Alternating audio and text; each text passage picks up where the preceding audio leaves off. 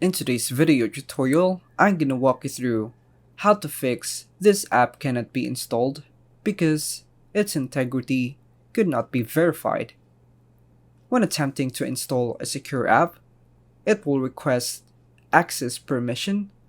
For instance, in this example, I'm trying to download an application from the browser. As you can see, we're currently on the Panda Helper site.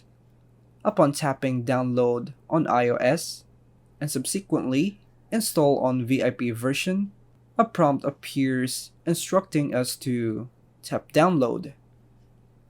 Once you tap on that, select allow and then tap close.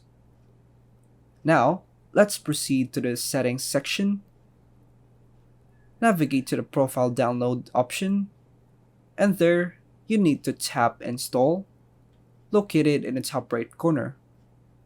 Additionally, you will be required to provide your lock screen passcode. To summarize this video, if you encounter such a message, refrain from making any changes to your phone or iPad settings. Simply proceed with the installation as prompted. These types of apps are generally considered safe. However, please note that this video does not provide a solution. Its purpose is to raise awareness about the issue. And that's all for now, folks. Thanks for watching.